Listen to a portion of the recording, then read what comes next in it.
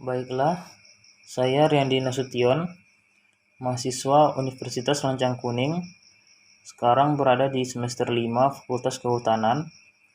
Saya akan menjelaskan kerusakan hutan di Indonesia yang disebabkan oleh ulah tangan manusia. Kerusakan hutan memang bukan merupakan hal yang langka yang akan kita temui. Banyak sekali kasus tentang kerusakan hutan. Bahkan, jika kita menelisik lebih jauh, banyak hutan yang ada di sekitar kita ini telah rusak dan jauh dari keadaan yang seharusnya. Baiklah, saya akan menjelaskan beberapa macam kerusakan tersebut. Yang pertama yaitu kebakaran hutan. Bentuk kerusakan hutan yang pertama adalah kebakaran hutan. Kebakaran hutan ini merupakan bentuk kerusakan yang paling sering kita temui. Di Indonesia sendiri, kebakaran hutan bukan merupakan hal yang langka lagi. Kebakaran hutan akan menimbulkan kerusakan hutan yang cukup serius.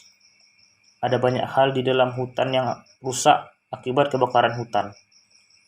Kebakaran hutan tidak hanya akan merusak pohon-pohon yang menjadi penghuni hutan, namun juga akan merusak struktur tanah yang ada di hutan, dan juga satwa-satwa yang ada di dalamnya.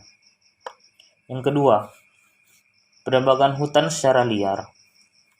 Bentuk kerusakan yang selanjutnya terjadi akibat ulah manusia yang tidak bertanggung jawab. Meskipun penebangan hutan ini kelihatannya tidak menimbulkan dampak yang serius, namun apabila banyak orang yang melakukan penebangan hutan ini, maka akhirnya juga akan menimbulkan dampak yang luar biasa lebat. Hutan-hutan akan menjadi gundul, dan pada akhirnya akan menimbulkan banyak dampak buruk pada hutan. Penebangan hutan secara liar juga merupakan aktivitas yang sangat dilarang oleh pemerintah, karena merupakan tindakan yang merusak alam.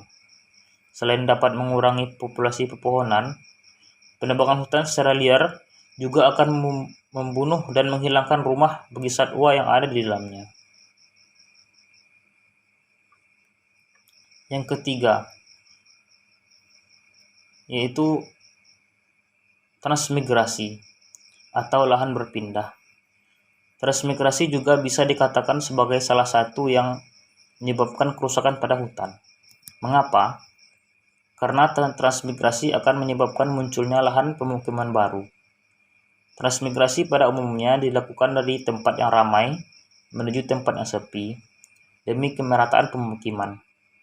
Namun hal ini biasanya akan menggunakan lahan hutan untuk membuka lahan pemukiman.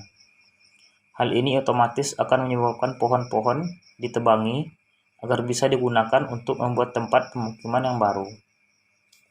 Jika pohon-pohon ditebangi, maka hutan tidak akan berfungsi yang sebenarnya dan dibutuhkan oleh alam. Mungkin beberapa contoh itu dapat kita jadikan sebagai pelajaran agar kita dapat menjaga hutan kita, baik untuk sekarang dan juga untuk masa yang akan datang. Sekianlah penjelasan dari beberapa macam kerusakan hutan yang disebabkan oleh tangan manusia oleh saya. Terima kasih atas perhatiannya. Semoga dapat kita dijadikan sebagai pelajaran.